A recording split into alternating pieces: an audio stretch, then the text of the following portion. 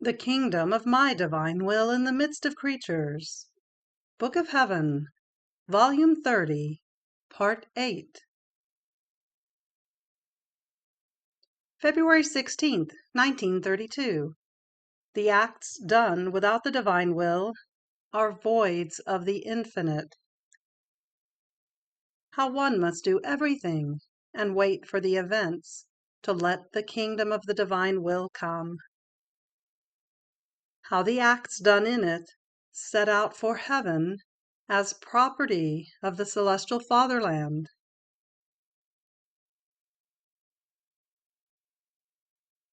I was continuing my acts in the divine will, to find all its acts and fuse them together, so as to be able to say, I do what it does.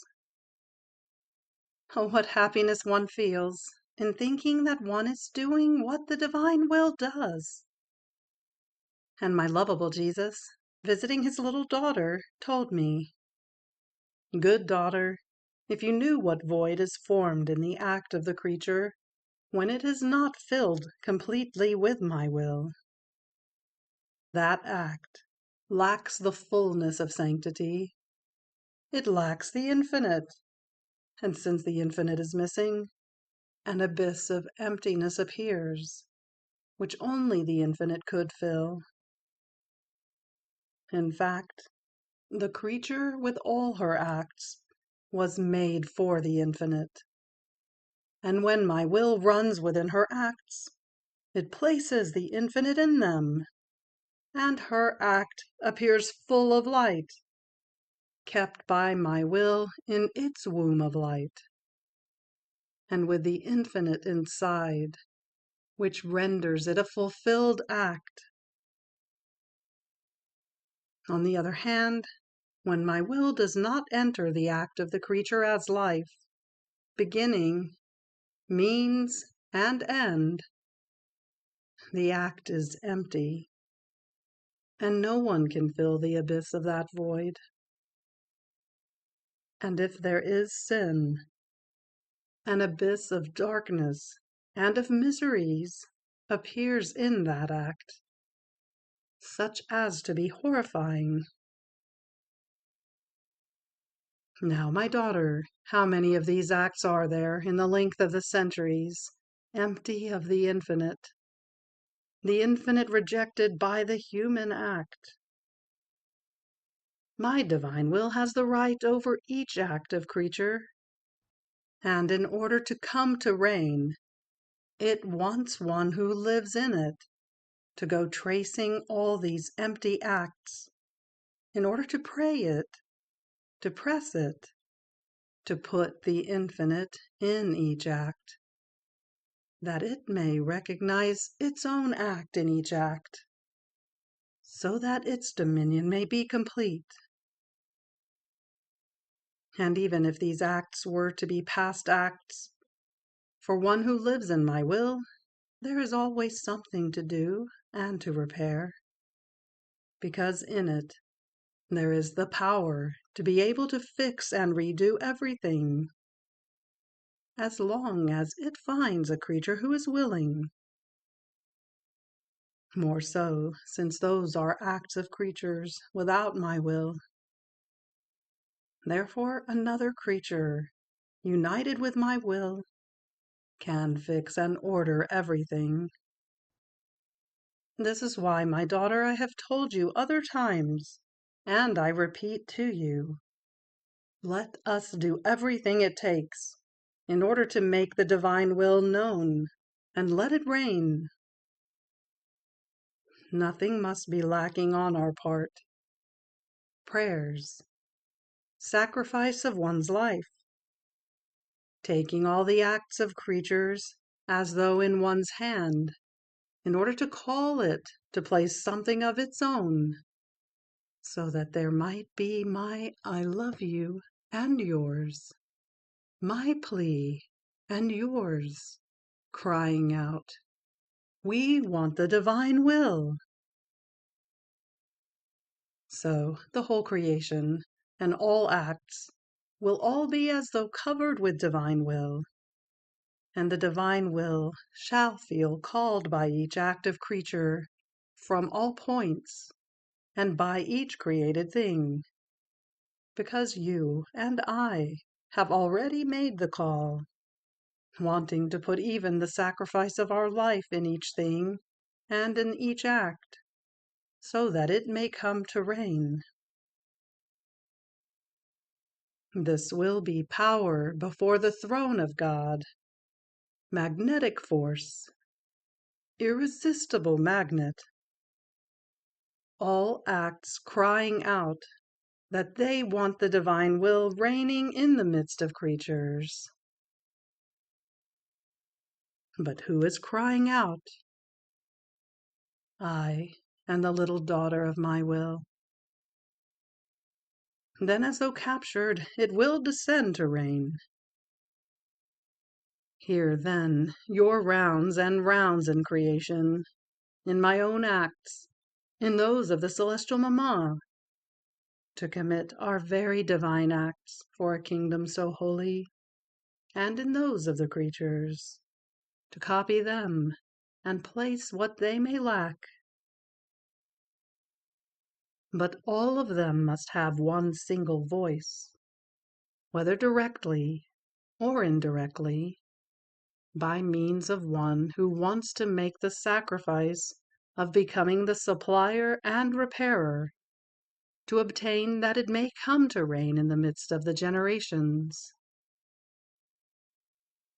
Therefore, what I have you do, and I myself do together with you, are necessary acts, preparations, formation, wealth, and capitals that are needed. Once we have done everything, on my part and on your part, in such a way that nothing must be lacking, so as to be able to say, we have done everything. There is nothing left for us to do. Just as I said in redemption, I have done everything to redeem man. My love does not know what else to invent in order to place him in safety. And I departed for heaven, waiting for man to take the good that by the sacrifice of my life I had formed for him and given him. In the same way, once there is nothing left for us to do for the kingdom of my will upon earth, you too shall be able to come into heaven, waiting from the celestial fatherland for the creatures to take the wealth, the capital, the kingdom of the supreme Fiat, which shall already be there, formed. This is why I always say to you, be attentive. Do not omit anything. When there is nothing else that can be done, let us do our part. The rest, the circumstances, the events, the things, the diversity of people, shall do the rest. And since it is already formed, it shall come out by itself, and shall go forward in its reigning. It takes more sacrifice to form something, for then it is easy to put it out. But in order to form it, it takes someone who would lay down his own life, and the sacrifice of a will sacrificed with continuous acts in mind. After this he remained silent, and then he added, My daughter, you must know that each act of creature has its place around God, just as each star has its place under the vault of the heavens. The same for the acts of creatures. Each has its place. But which ones are those that set out on the royal road? as property of the celestial fatherland, and take the most honorable places, and give divine glory to their Creator. The acts done in my will. When one of these acts departs from the earth, the heavens bow down. All the blessed go to meet it, and accompany that act to the place of honor around the supreme throne. In that act, all feel glorified, because the eternal will has triumphed in the act of the creature, and has placed its divine act in it. On the other hand, the acts that are not done in my will, be they even good, do not set out on the royal road. They set out through winding roads, and make a long stop to go to purgatory, and there wait for the creature, so as to be purified together by dint of fire. And when they are done with being purified, then do they set out for heaven to take their place, not in places of prime order, but in secondary places. Do you see the great difference? The first acts, as soon as they are formed, don't even remain together with the creature, because being things of heaven, they cannot remain on earth, and therefore they immediately take their flight into their fatherland. Not only this, but all the angels and saints claim in heaven as their own thing that which has been done in the divine will, because everything that is done by it, both on earth and in heaven, is all property of the celestial fatherland. Therefore, each little act of hers is claimed by the whole of heaven, because they are all fonts of eternal joys and beatitude, which belong to them. The complete opposite for one who does not operate in my will. Fiat. February 24th, 1932. Continuous rebirths of the creature in the divine will. How the creature becomes the protector of the divine works. I am always in the arms of the divine will, which more than mother keeps me clasped in its arms, surrounded by its light, in order to infuse in me its life of heaven.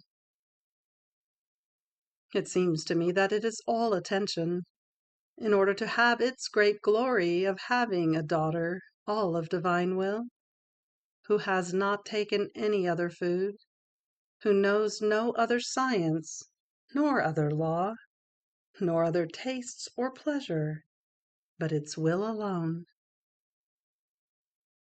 And therefore, in order to keep me occupied and estranged from everything, it gives me many surprises. It tells me many beautiful things, one more beautiful than the other, but always things that belong to it, in such a way that my poor mind remains as though enraptured and sunken in its arms of light. And since everything it has done, even though it issued it outside, it keeps yet all centralized within itself, so much so that if one looks inside its will, one finds one single act. If one looks outside, one finds innumerable works and acts that cannot be numbered. I felt in it the beginning of my existence, as if at that point I were about to come out to light, and I remained surprised. And my beloved Jesus, making me his short little visit, told me, "My daughter, born and reborn in my will, each time that with all your full knowledge you abandon yourself in its arms of light and remain there inside, so many times are you reborn in it. And these rebirths are one more beautiful and striking than the other. This is why I have called you many times the little newborn of my will, because while you are reborn, you return to be born again. In fact, my will is unable to remain idle with one who lives together with it, but it wants to be always occupied by being born again in a continuous way in the creature, absorbing her continuously into itself, so much so that my Fiat is reborn in her, and she is reborn in my will. These rebirths on both sides are lives that they mutually exchange. And this is the greatest attestation of love, the most perfect act, to be reborn, to exchange lives, so as to be able to say to each other, "See how much I love you, that I give you not acts, but continuous life." Here then, my daughter, for one who lives in my will places this fortunate creature in the first act of her creation. She feels her beginning in God, the creative, vivifying, and preserving virtue of His omnipotent breath, so much so that if she withdraws in it, she returns into her nothingness, from which she came out, and therefore she feels vividly her continuous rebirth in the arms of her Creator, and feeling herself in her beginning, the creature renders back to God the first act of life that she received from Him, which is the holiest act, the most solemn, the most beautiful, the act of God Himself. After this I continued my round in the acts of the divine will, and oh, how I would like to embrace everything, also what all the blessed have done, so as to give in each act an honor and glory to God and to the saints, and make use of the very acts done by them to honor them. And my beloved Jesus added, "My daughter, when the creature remembers, honors, glorifies what was done by her Creator for love of her, and by her Redeemer to place her in safety, and by all the saints, she becomes the protector of all these acts. The heavens, the sun, and all creation feel protected by the creature. My terrestrial life down here, my pains, my tears, feel a refuge in her and find their protector. The saints find in her memory not only protection, but their own acts vivified, renewed in the midst of creatures. In some, they feel life being given back to them in their acts. Oh, how many beautiful works and virtues remain as though buried in the low world, because there is no one who remembers them and honors them. The memory calls again the works of the past and renders them as though present. But do you know what happens? An exchange takes place. The creature becomes the protector with her memory, and all our works, creation, redemption, and everything that the saints have done, make themselves the protectors of their protector. They place themselves around her to protect her, to defend her. They act as sentries for her. And while they take refuge in her to be protected, each of our works, all my pains, and all the works and virtues of my saints compete among themselves, taking turns to act as her guard of honor, that she may remain defended from everything and from everyone. And then there is no greater honor you can give when you make use of them, in order to ask in each act for the kingdom of the divine will. They feel called and employed to act as messengers between heaven and earth of a kingdom so holy. You must know that past, present, and future, everything must serve for the kingdom of the divine Fiat.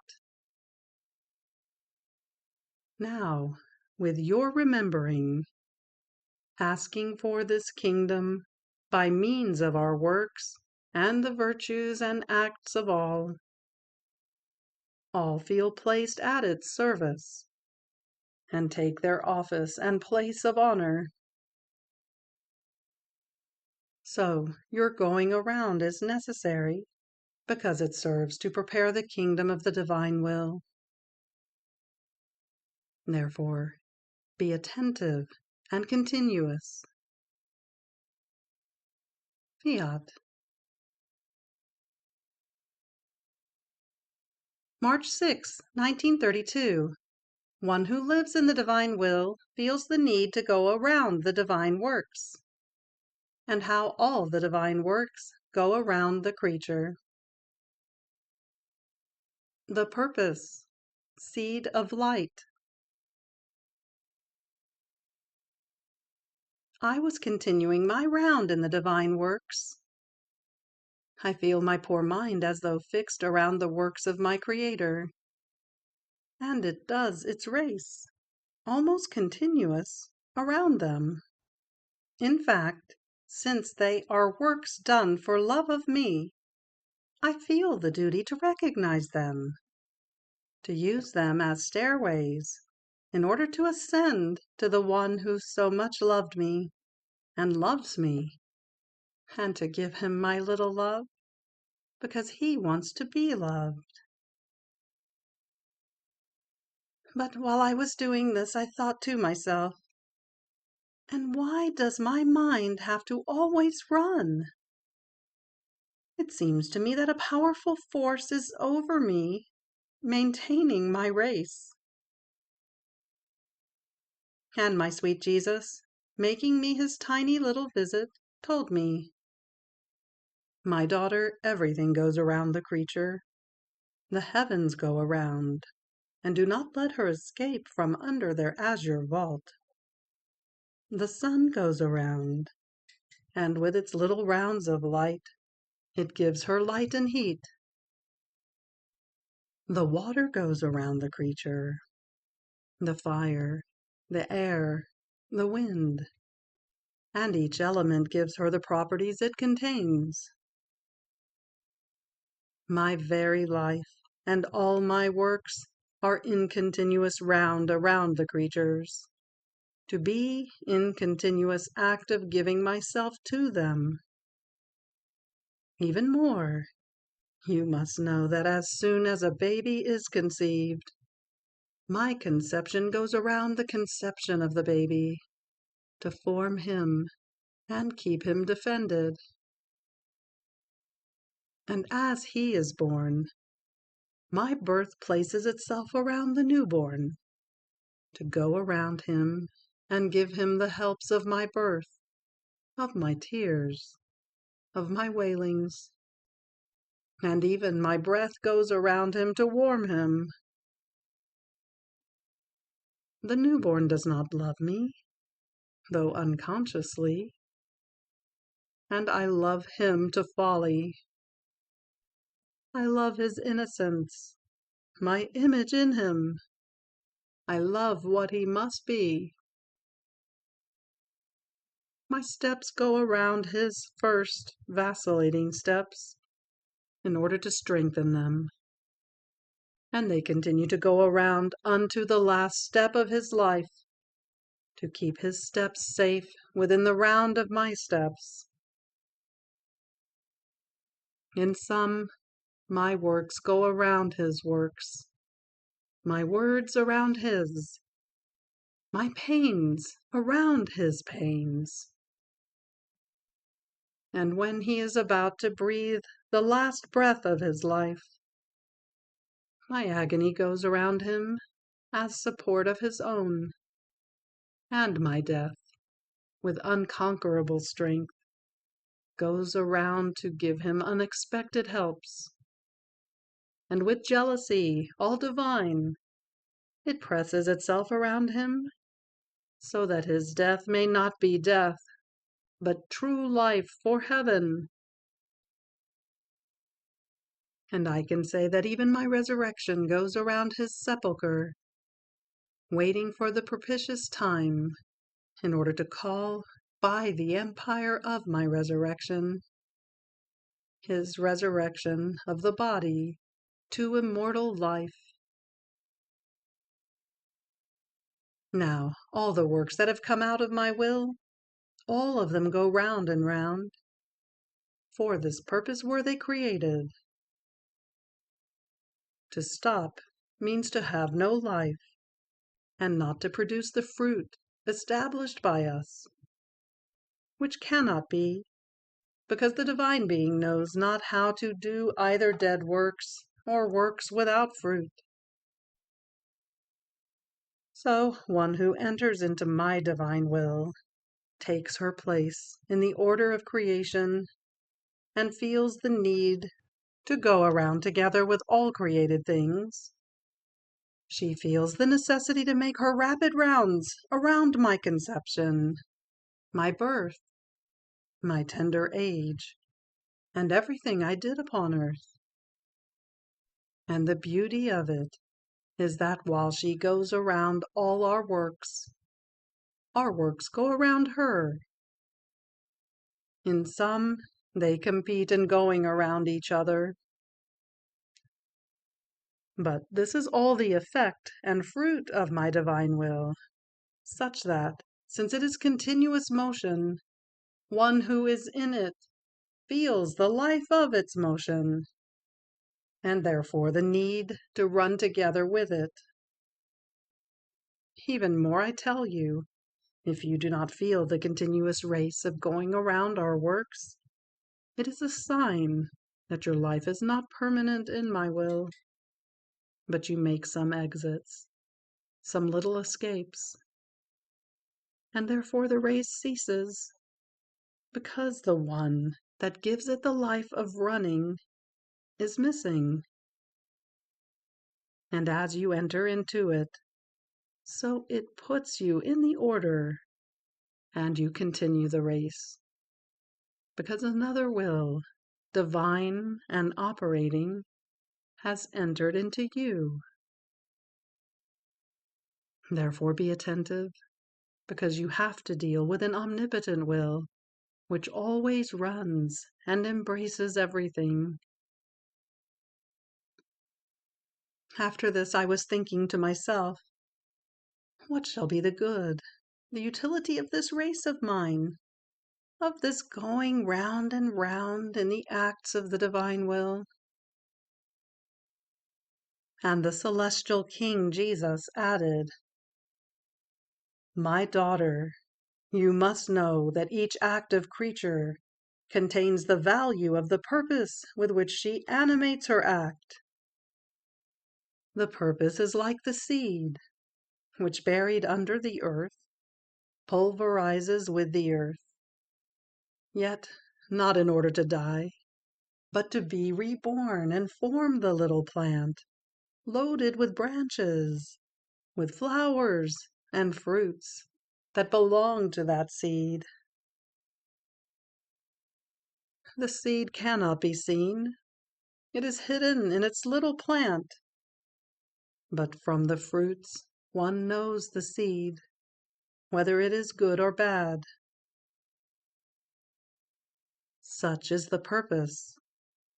It is seed of light, and it can be said that it remains as though buried, and it pulverizes in the act of the creature. And if the purpose is holy, all the acts that come from that purpose will all be holy acts, because there is the first purpose, the first seed that animates and gives life to the sequence of the acts of the first purpose. And these acts form the life of the purpose, and in them appear flowers and fruits of true sanctity.